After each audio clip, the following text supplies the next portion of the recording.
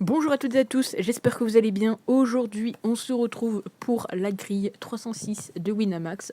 Donc si vous n'avez pas vu le loto foot de ce samedi, n'hésitez pas à aller regarder la vidéo.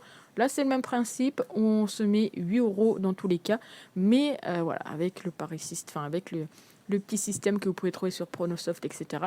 Eh bien, les grilles ici, on va faire deux grilles en gros à 1 € avec l'autorisation d'avoir une erreur. À savoir qu'on peut avoir jusqu'à 3 erreurs. Donc les grilles, si ça vous intéresse, ils seront postées sur le canal Telegram, voilà, qui est dans la description. Donc ça fait donc deux grilles avec la mise que vous souhaitez, à savoir que sur Paris en Sport, je crois que c'est 1 €, c'est tout. Mais si je dis pas de bêtises, peut-être pas sur Winamax, mais sur d'autres sites, vous pouvez mettre la mise que vous voulez. Enfin bref, on est parti. Alors contrairement à hier, il n'y a pas trop ici de matchs qui sortent un peu du lot. De mon côté, je trouve pas qu'il y a trop de matchs voilà, où on se dit ok, on va mettre cette victoire là et c'est cadeau.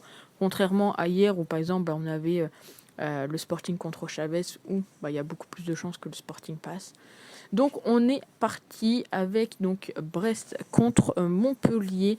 Et pour ce match-ci, je suis parti directement sur de la double. Du côté de Montpellier, on sait que contre Brest, ils s'en sortent plutôt bien. Mais cette saison, voilà, les Brestois, ils font quelque chose d'intéressant. Et j'espère qu'ils vont continuer. Donc je vais partir sur Brest ou match nul. Ensuite, on enchaîne avec le match de Nantes contre Clermont. Les Nantais sont 13e. Clermont a énormément de difficultés, hein. Ils sont derniers du championnat. Les Nantais doivent aller chercher la victoire ici à domicile. Donc victoire pour les Canaries. On enchaîne avec Metz contre Toulouse. Alors je reste dans le même optique que les pronostics que je vous ai proposés sur la chaîne, donc Ligue 1 et Bundesliga. Donc 14e contre 16e, quand même 4 défaites d'affilée du côté des Messins. Donc il y a un petit avantage pour Toulouse quand ils s'affrontent, mais sur ce match-ci, voilà, je vais partir sur le petit nul entre les deux équipes. On arrive maintenant en Première Ligue avec Everton qui reçoit Aston Villa.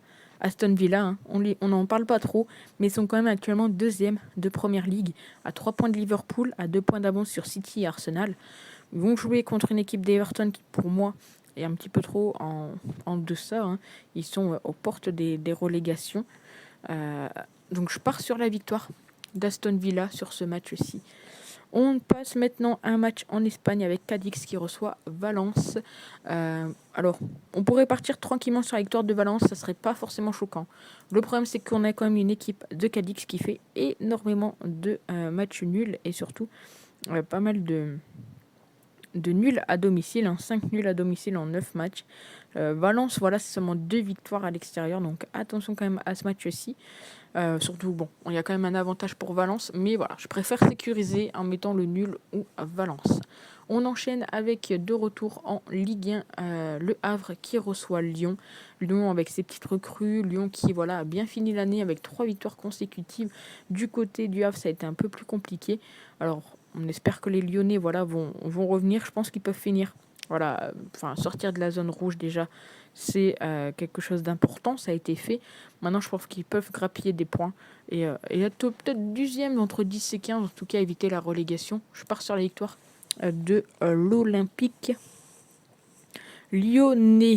On enchaîne direction la Première Ligue avec Manchester United contre Tottenham. Donc Tottenham est 5e, Manchester est 8e.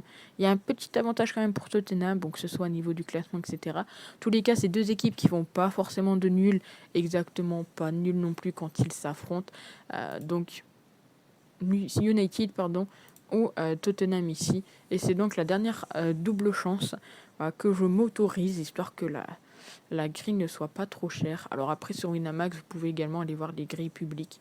Moi, c'est pas forcément ce qui m'intéresse, mais si ça vous intéresse, vous pouvez, pourquoi pas, tenter la grille publique. On va cette fois-ci direction à l'Allemagne avec le Borussia contre Stuttgart. Stuttgart 3e, le Borussia 12e. Le Borussia qui galère un petit peu. Alors, même si en termes de confrontation, on est plus sur la victoire du Borussia. J'ai pas trop suivi s'il y a des recrues, etc., qui sont arrivées. Mais mais je pars peut-être plus quand même sur la victoire de Stuttgart, qui, attention, parce qu'il n'y aura pas Guirassy qui cartonne du côté de Stuttgart. On passe du côté de l'Italie avec la Fiorentina contre Udinese. Alors, clairement, logiquement, ça semble plutôt logique, mais encore une fois, dans les paris sportifs, il n'y a pas de logique. La Fiorentina devra aller chercher la victoire. Il y a seulement eu une victoire pour Udinese actuellement à l'extérieur. Ils font quand même pas mal de petits nuls. Mais voilà, entre les deux, ça devrait être la Fio qui devrait s'imposer. En plus de ça, à domicile. Lens contre le PSG. Alors les Lensois, ils nous ont déjà surpris face aux Parisiens. Donc Paris premier, qui ont repris la première place. Lens 7e. À domicile, Lens, c'est seulement une petite défaite. Donc attention quand même à ça. Mais à l'extérieur, le PSG n'a pas encore perdu.